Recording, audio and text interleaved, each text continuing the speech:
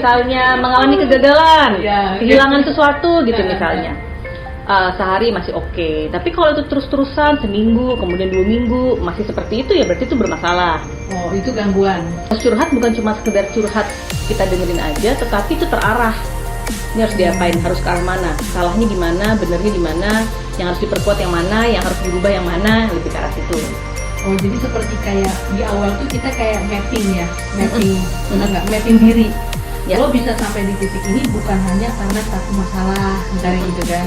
Mengalami masalah mental kita sendiri pun menyangkal, bahkan orang lain pun juga menyangkal. Kebanyakan orang akan bilang, udahlah, ntar juga lupa, atau udahlah mikir positif aja, atau masa gitu aja kena mental sih. Kurang ibadah.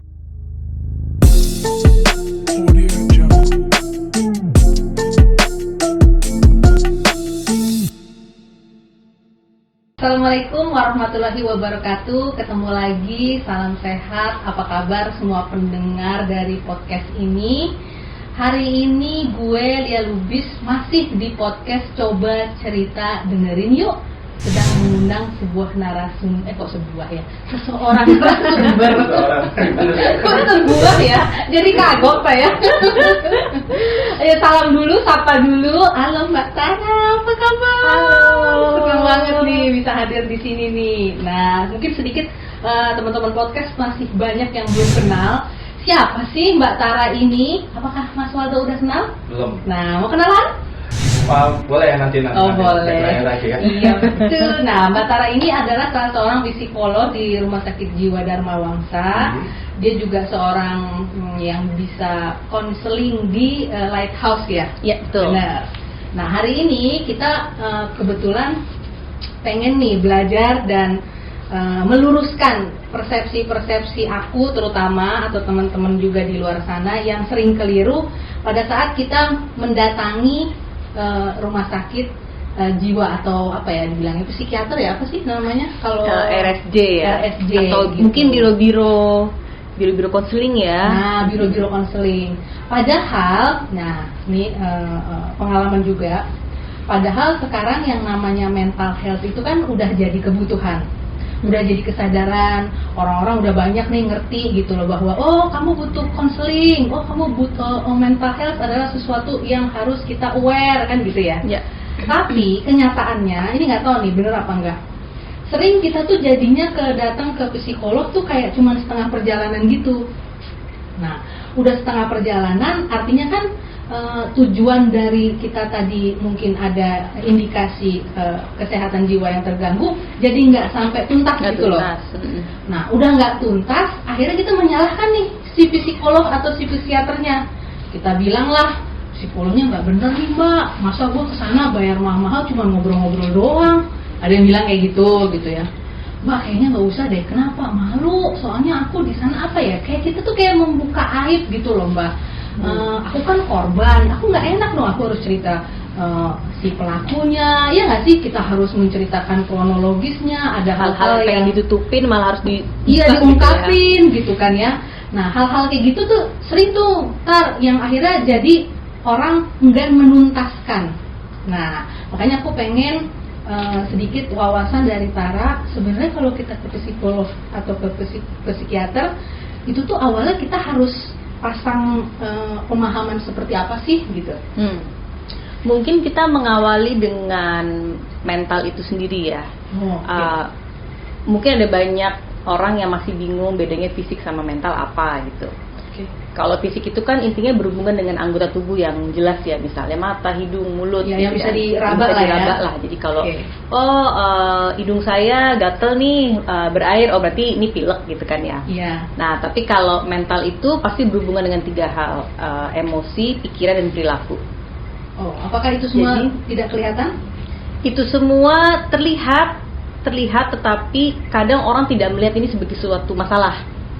Gitu. Padahal kalau emosi kita mengalami masalah, pikiran kita bermasalah, perilaku kita bermasalah, udah jelas itu permasalahan kan ya sebetulnya. Tapi tidak dianggap sebagai suatu yang kayaknya nih big issue atau urgent deh untuk kita berubah ini.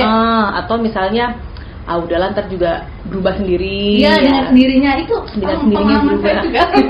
Udahlah nggak usah pakai nangis, paling seminggu udah selesai, entah sembuh kok, ternyata enggak.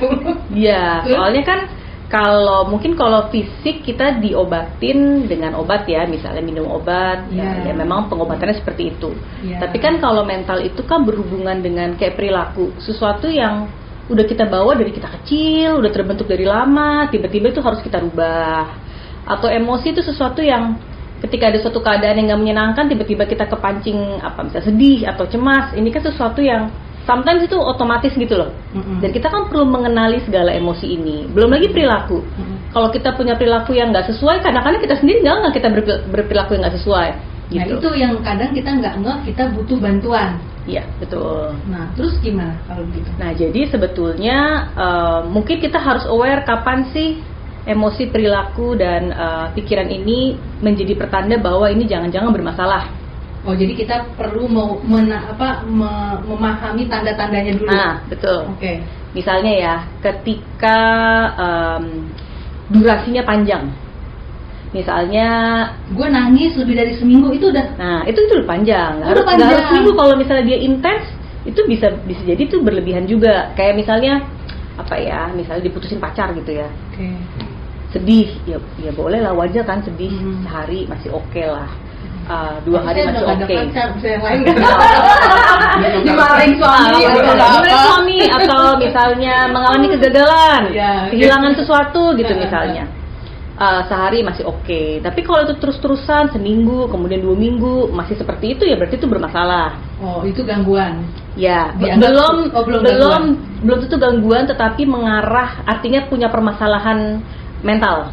Oke, gitu. itu baru satu sign lah ibaratnya. Ya, jadi tadi durasi, kemudian frekuensi. Frekuensinya itu sering, misalnya apa-apa dikit tiba-tiba pengen nangis, ada masalah apa dikit nangis, jadi sensitif, tiba-tiba marah, atau tiba-tiba misalnya kalau perilakunya agresif, jadi agresif terus misalnya. Oke, jadi durasi ya.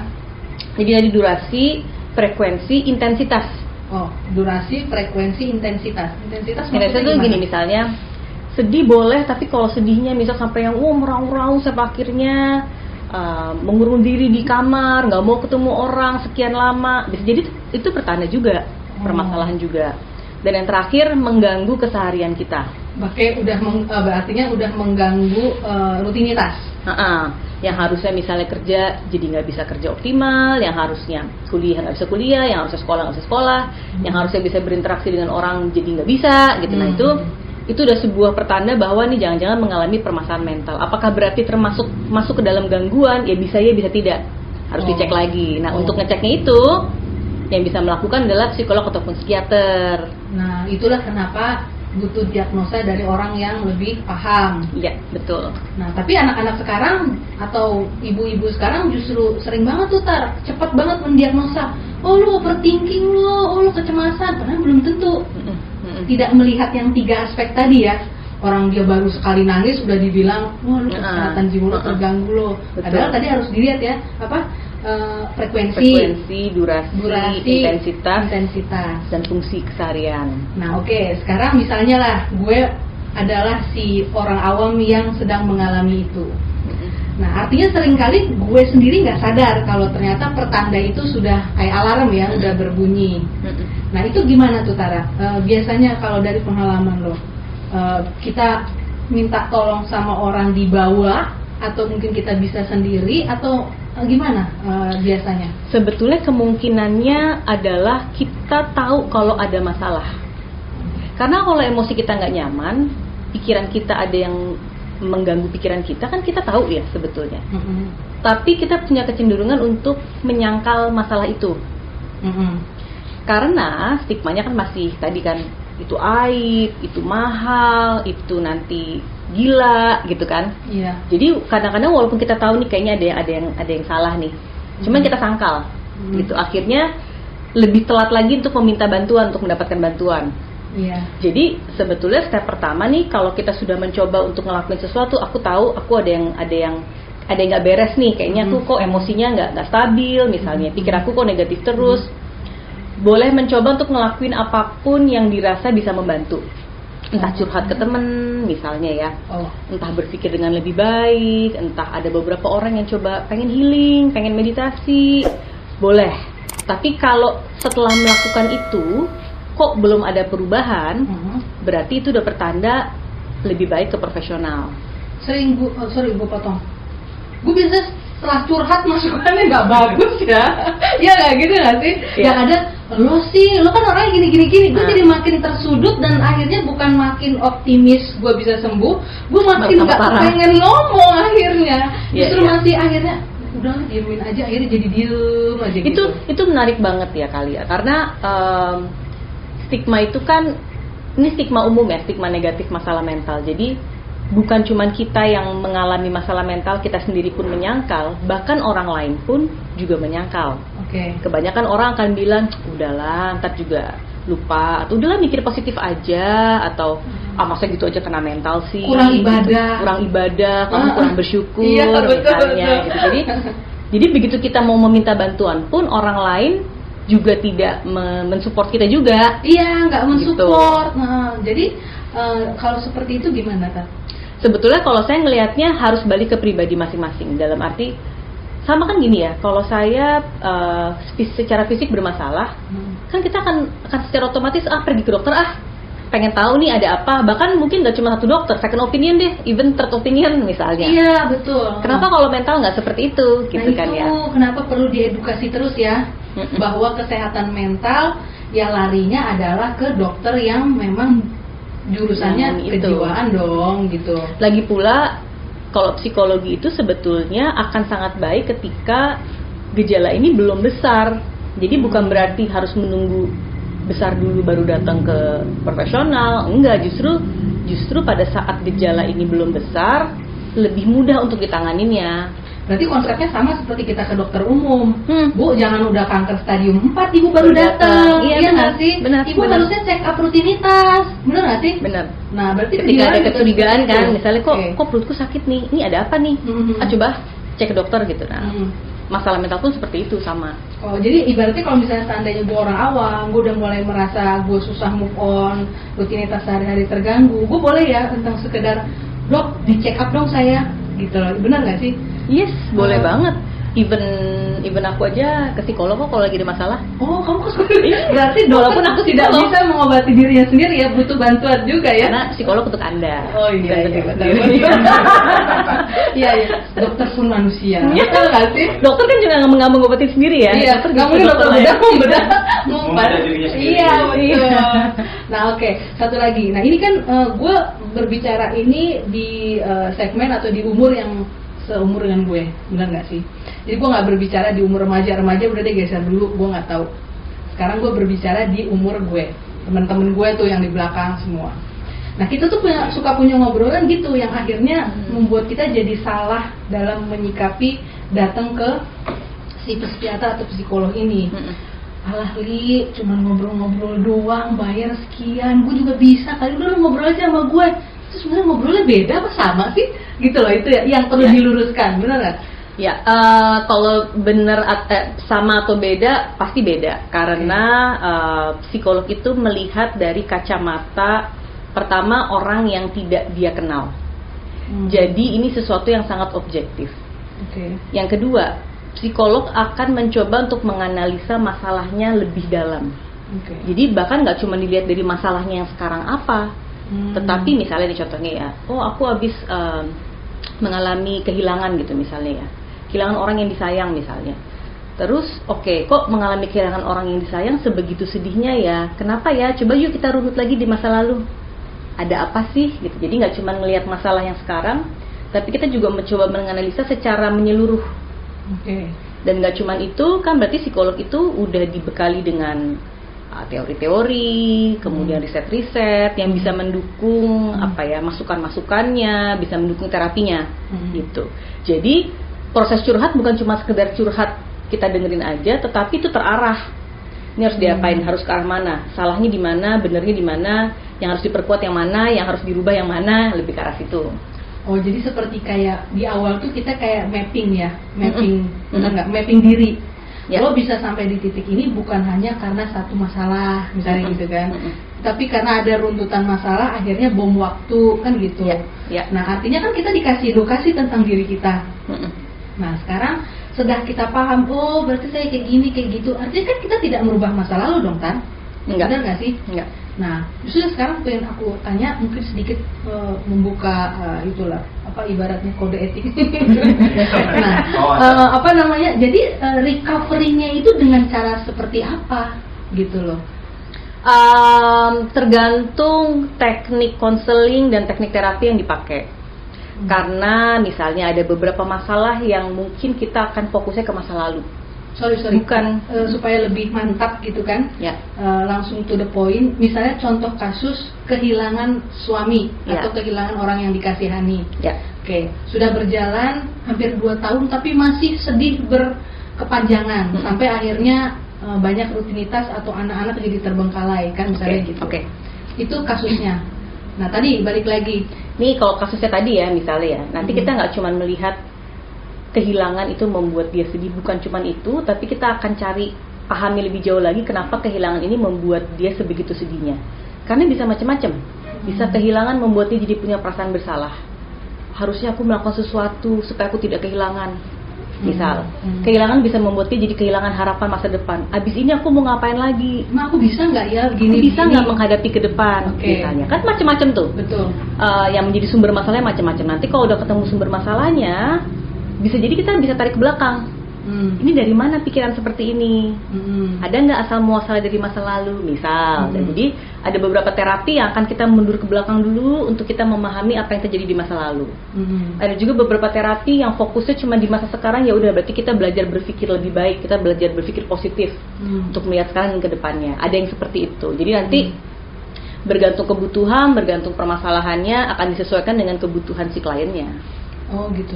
Artinya setiap psikolog punya keahlian tertentu yang dia memang biasanya kan, kalau gue biasanya paling it works kalau konsepnya merubah mindset ibu ini misalnya gitu kali ya. Biasanya begitu. Jadi kalau boleh, jadi gue jadi ngerti nih sekarang, jadi kebuka nih. Artinya kalau kita ke psikolog, recovery-nya itu adalah merubah mindset dong ya? Salah satunya itu. Merubah mindset, kemudian mengenali emosi, membentuk habit-habit baru, kemudian menganalisa peristiwa-peristiwa yang lalu dan yang sekarang dalam hidupnya dia, gitu. Jadi banyak sih faktor-faktor yang nantinya akan dilihat. Tetapi yes, mindset salah satunya adalah mengambil peran yang cukup besar. Nah serunya, karena sekarang gue ngobrol sama lo tidak dalam keadaan sakit, maksudnya mentalnya gitu ya. Bener gak? Soalnya gue bisa membedakan nih. Oh sekarang beda ngomong sama dia waktu gue lagi masih sakit. Ngerti gak? Apa yang lo omongin itu gak kelihatan loh, ibaratnya gitu loh. Pada saat waktu itu ceritanya posisinya gue lagi sakit mental kan gitu ya. Habis ada peristiwa, terus gue ngobrol sama dia.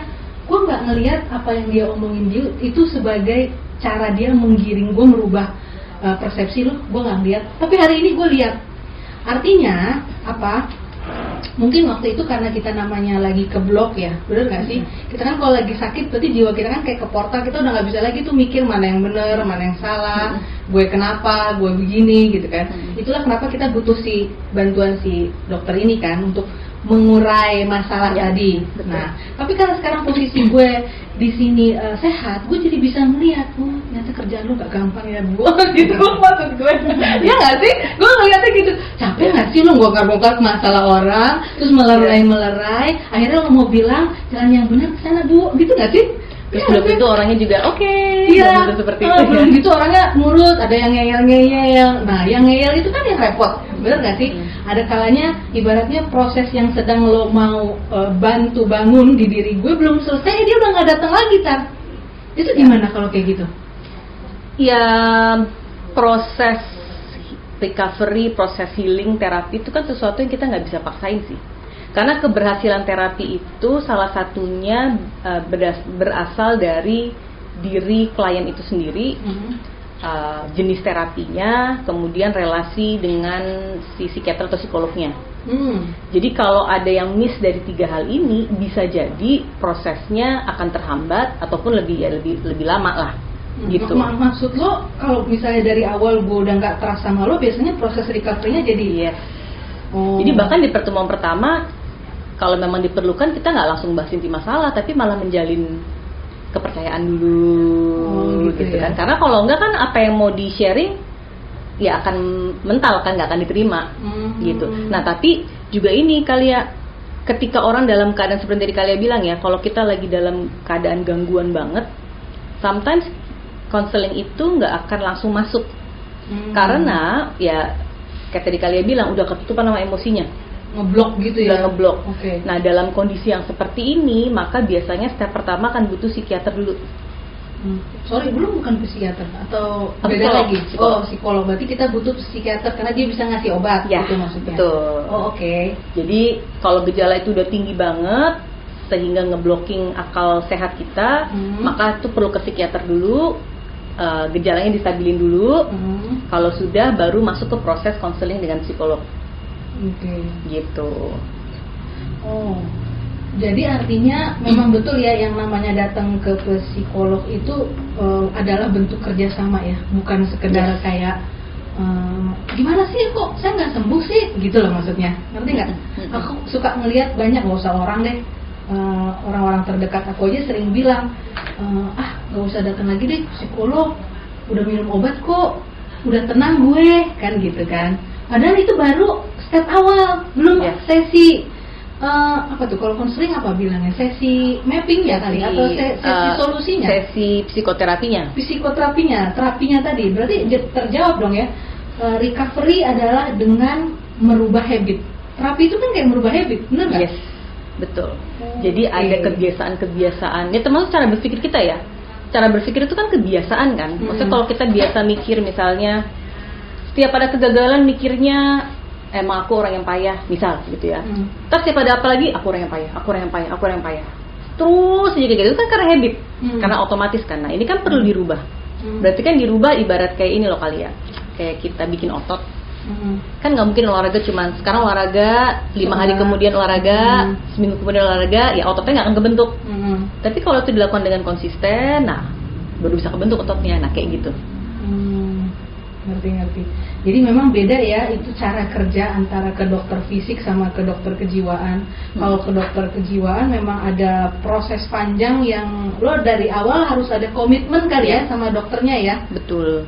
Itu ada lo omongin di awal sebagai seorang psikolog. Yes, biasanya kita omongin dulu, terus kadang-kadang kita udah membuat semacam timeline ya. Ini sesinya akan berapa lama misalnya. Apa aja yang dilakukan, terus kita akan ya in a way meminta komitmennya untuk mengikuti ini gitu, karena ya tadi kalau setengah-setengah hasilnya jadi tidak optimal. Dan lagi pula kadang nih klien datang dengan masalah yang ini gitu ya, tapi kan di balik masalah ini ternyata ada masalah yang ini nih. Di balik masalah yang ini ada masalah yang ini lagi. Nah masalah yang ini kan baru ketemu bisa jadi di sesi kesekian misalnya, di sesi pertama nggak kelihatan karena memang belum terbuka misalnya gitu ya. Jadi banyak proses-proses yang bisa lambat bisa cepet, semua bergantung dari tadi kliennya, relasi dengan si profesionalnya maupun jenis terapinya. Jadi memang skill banget ya maksudnya gitu loh. Jadi nggak yang kan ada tuh kadang-kadang ibu-ibu kalau psikolog, pergi ke psikolog cari yang title-nya banyak, itu tanda sekolah tinggi. Gue bilang pinter ibu-ibu sekarang gitu kan ya. Padahal tadi kan balik lagi itu kan, tapi itu sudah satu pertanda bahwa saya tidak begitu trust dengan psikolog. Kan harusnya kalau dia trust kan dia nggak akan melihat itu. Banyak pasien datang ke aku ya, pertanyaannya yang pertama adalah kamu sudah menikah atau belum, kamu agamanya apa, lulusan mana. Seolah-olah dia itu ya melihat latar belakang dokternya dulu gitu ya. Kalau menurut dia oke nih sesuai dengan yang aku inginkan, oke baru aku mau terbuka. Gitu. Kamu baru kawin 2 tahun ya? Jadi kamu tuh belum ada pengalaman gitu kali ya? Sama kamu gitu. Tapi itu menandakan berarti trust itu belum kebangun dari awal. Gitu. Ya ampun, bisa berapa sesi itu bangun momen trust itu.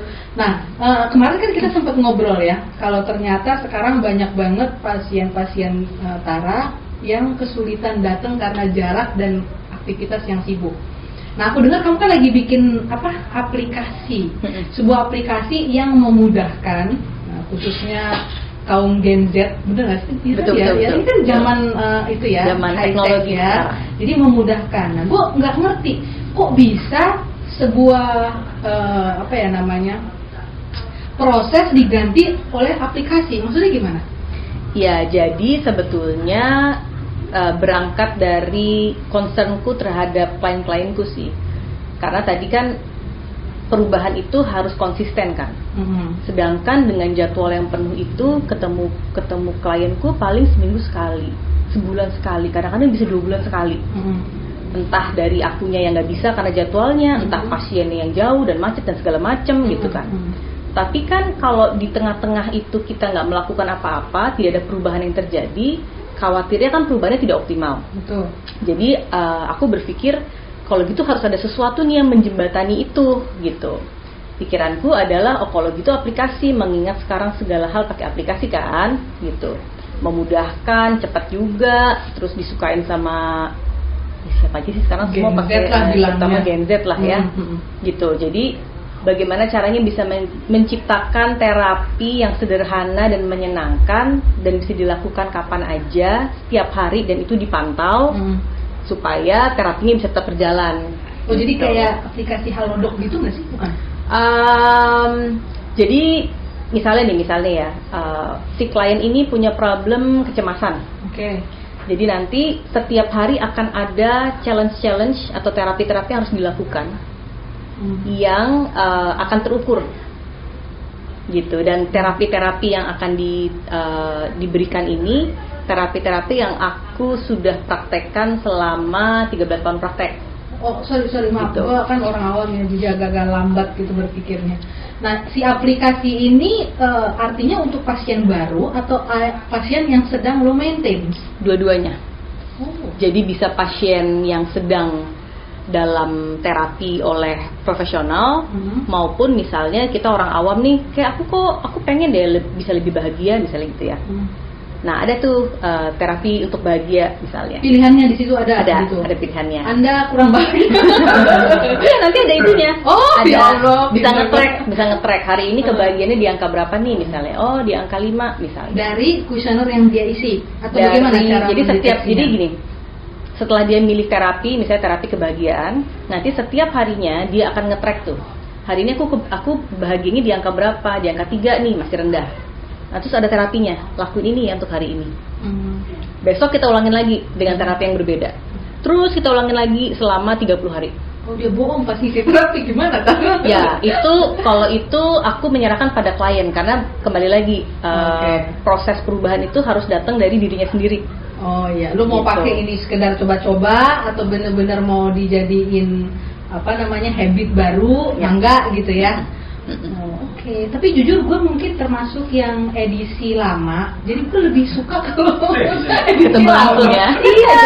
Ada edisi baru, edisi lama. Apa mungkin gue termasuk orang yang trustnya belum 100% ya? Maksudnya gue pengen lo melihat gestur gue, merasakan frekuensi gue pada saat gue datang ke konseling gitu. Itu dia, makanya ini bisa dipakai dengan pendampingan psikolog ataupun sendiri. Karena maksudnya kan kalau kita ketemu dengan psikolog nggak mungkin tiap hari kan.